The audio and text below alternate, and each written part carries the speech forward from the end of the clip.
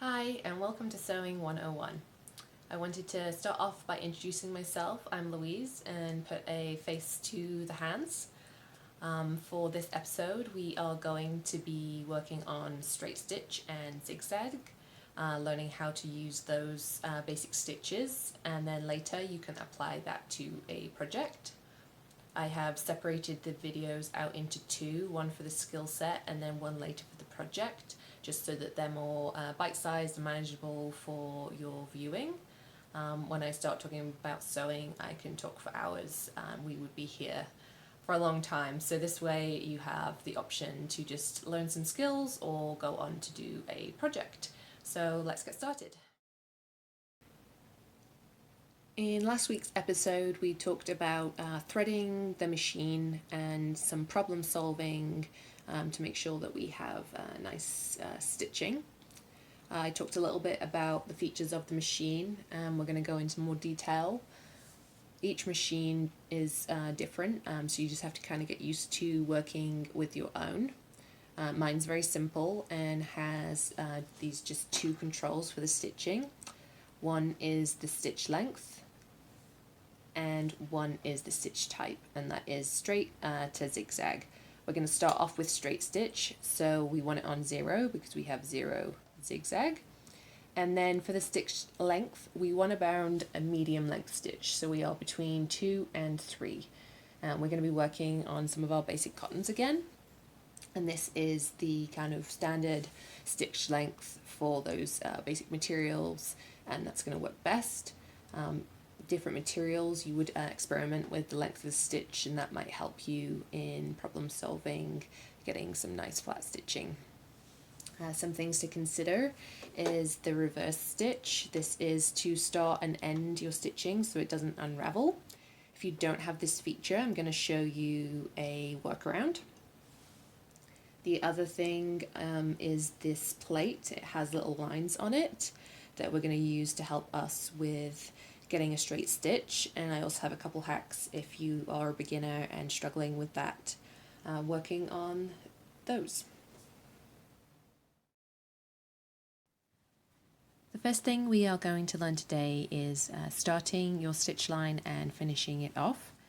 So you're going to take your fabric, place it under the needle and drop the presser foot. We're going to put in a few stitches, and then we're going to hit the reverse button and go backwards. You then complete your line of stitching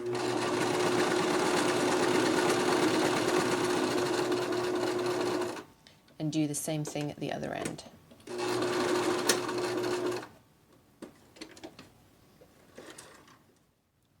If you look at your finished line of stitching, you can see the end is secured and the stitching is not going to unravel. And that is how you start and end your stitches. Now if you have an older machine or a machine that does not have the reverse stitch, there's a way to finish your ends, which I'm going to show you now. So we're going to start off the same way, placing your fabric under the needle and lowering the presser foot. We're going to do a couple stitches, and then we're going to finish with the needle down. If it's not down, you can use your balance wheel to turn it. Once your needle is in the fabric, lift the presser foot, and then you swivel the fabric 180 degrees and lower the presser foot, and then go back over your stitches.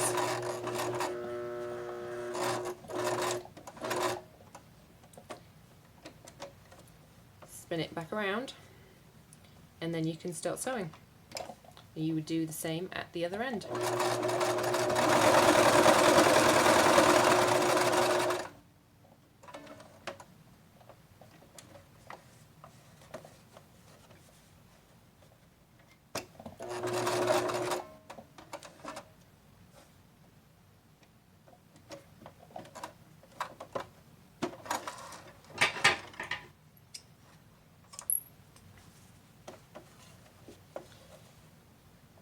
You then have the same finish as if you had a reverse stitch, and your stitching is secure.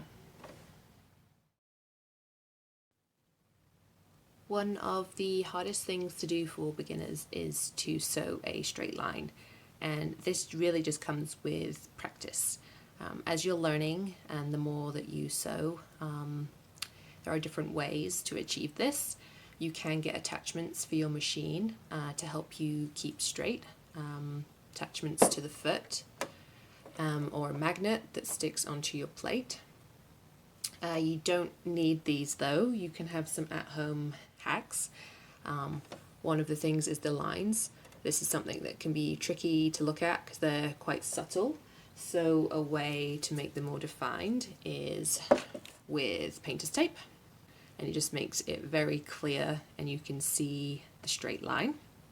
If you are using different lines, you might want something that's a bit more removable.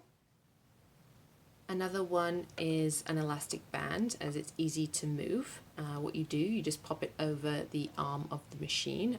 This is called the arm here. So you need quite a big elastic band, and preferably one that's a different color to your machine. And then we're just gonna put it in place. The key for this is you want to make sure it is straight. So it might take a little bit of fiddling to get it into place. At whatever distance you need, but that's you can then use as your guide. If you find that you're straying, another thing to do is add a raised piece of something like cardboard so that it stops you from actually allowing your fabric to stray over the line, and you just tape it in place to hold. And again, make sure that the piece of cardboard you're using is a straight line. Now when you're beginning, one of the easiest things to do is actually draw a line on your fabric, and that is something you can follow to keep a nice straight line.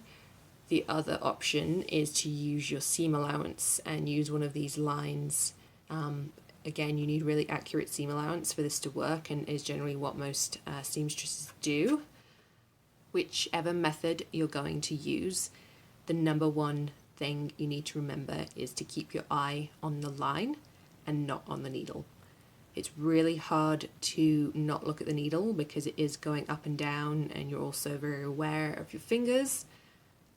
That is what makes your line wonky. You're so busy looking at the needle, you're not looking at your guidelines, and that is what causes the issue. So it kind of takes a bit of mind over matter to focus on either your guideline, whether it be the one that's on the machine or the one that you've created for yourself, or the line of your fabric when you're sewing. Of course, you need to remember to keep your hands away from the needle. You can get guards so that you aren't able to get your finger under there, but if not, it's really good to kind of do it in a V so your fingers stay away from the needle, and that's just good practice. And again, just keep repeating over and over again, and you will get better at your straight lines. If you are a beginner and you want to do some practice, or maybe you have a kid and they just need to practice their lines, another way to do it is to use a piece of lined paper. You already have the lines on, so you can just practice over and over again. Most machines will actually handle paper quite well. You just need to remember it's probably going to dull the needle. So just have a needle for your practice paperwork and then switch it out for your fabric.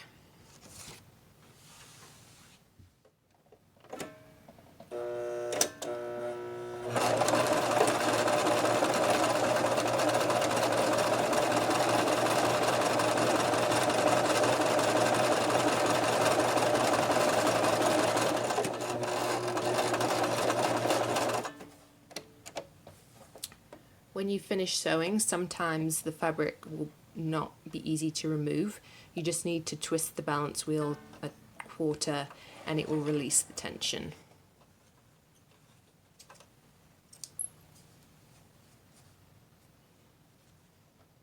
So we followed along our drawn out line, and you can see we have a nice straight even stitch.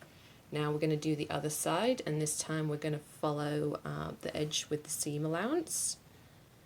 I generally do about 1/2 inch. I like to work in inches myself.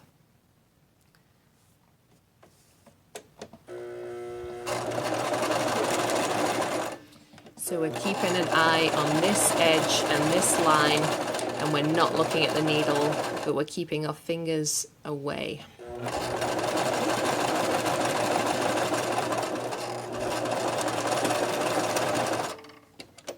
Again, release the balance wheel.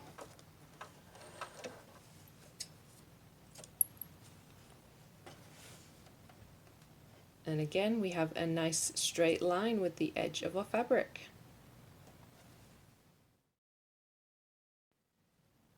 Now we're going to use our straight stitch and apply it by sewing two pieces of fabric together.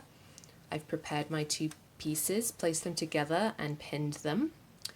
The key is to actually pin in the opposite way to the way you're stitching.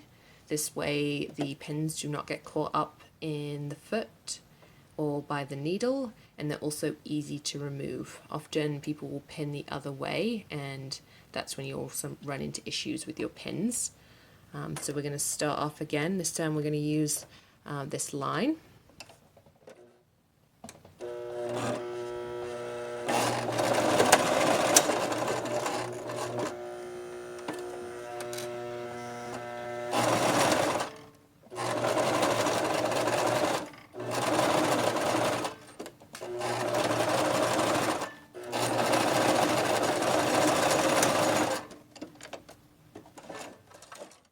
We've sewn our two pieces of fabric together, and now we have our first seam.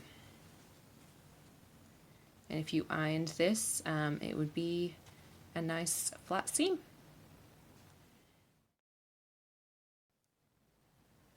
We are now going to move on to our zigzag stitch.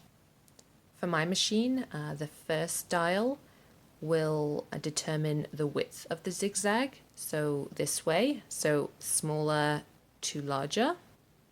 So if we turn it all the way to 5, that's going to be our widest zigzag, or if we're in around 3, it's like a medium-sized zigzag. And then this is the length of the stitch, so this is how close together or far apart the zigzags are. So if you want a much closer together zigzag, you want to take it almost all the way to 0. And if you want your zigzags wider apart, you're going to take it all the way up to 4 for a deeper zigzag. We're going to leave it around the middle mark for both for demonstrating a zigzag. For those of you that only have straight stitch on your machine and don't have the option of zigzag, for the project we're going to be doing, you can hand sew the bit that is a zigzag because it's only a little part of the project. If it is a project that requires a bigger zigzag, you kind of do need to have a machine for that. I was talking to my grandmother at the weekend. I learnt to sew from my mum, and she learnt to sew from her mum, which is my grandma. So we have a long history of sewing in our family, and my grandmother has just a straight stitch machine. I knew I was going to be doing this tutorial, so I asked her what are some options for if you only have a straight stitch. And her answer was to make friends with someone that has a zigzag machine, and for her that is my mum. They are currently making some scrubs.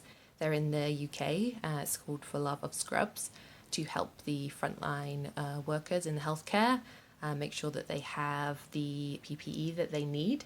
And so my grandma and my mum are making them together. My grandma's doing all the straight stitch and my mum's doing all the zigzag. So her answer was to make a friend.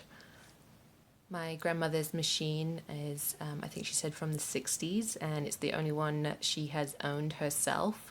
So it just goes to show if you have a good quality machine, it will last you for years. So that's why she does not have the zigzag, as she has her original machine and it just has the straight stitch.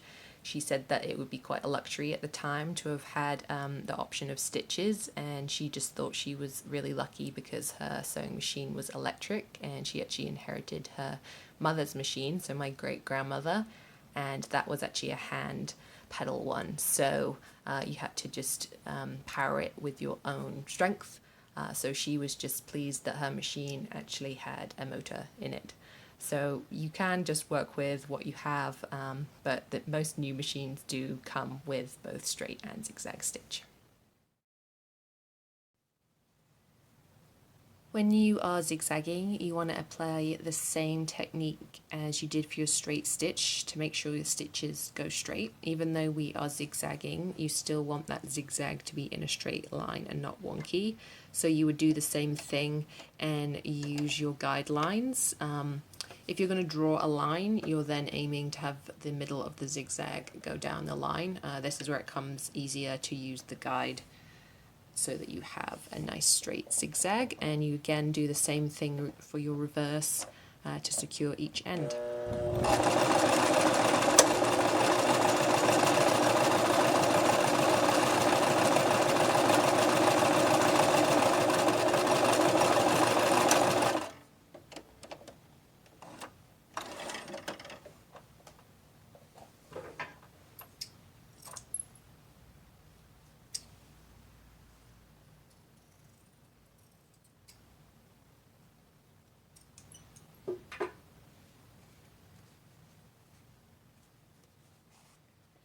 And here is the zigzag. You can see that it is a little tight for me, and definitely when you switch between your straight and your zigzag, you might have to do some more testing. If you keep switching back and forth, the machine is going to struggle, so you want to try and do all your straight stitching and all your zigzagging at the same time if possible, otherwise you're just going to be fiddling to get a nice zigzag like we did with the straight stitch.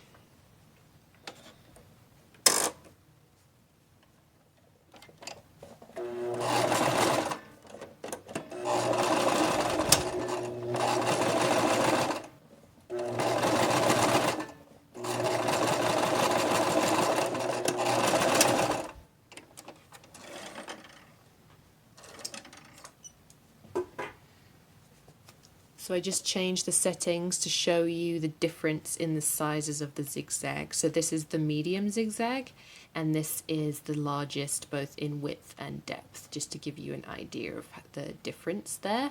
And some ideas for using zigzag: it's generally to hold things in place, and that's what we're going to be doing in our project. And also for decorative purposes, so you may attach an applique to a piece of fabric. And we will be going over appliques in a few weeks' time and showing how the zigzag stitch can be used. Another function for your zigzag is to finish off your seams on the inside so that you do not fray. Some fabrics are very easily frayed and need a finishing edge. If you have a serger, that's what you'd use. If you don't have one, which most people wouldn't, you can use a zigzag in its place. We have now learned our skills for this week's Sewing 101. You can go apply those skills to the project. This week is sewing a face mask, which is a simple project for beginners to work on and will also come in useful for you to actually use what you make. So go check out the sewing project video for this week, and thank you for joining us. Make sure to tag anything you create 30 ArtStation, and let me know if you have any questions.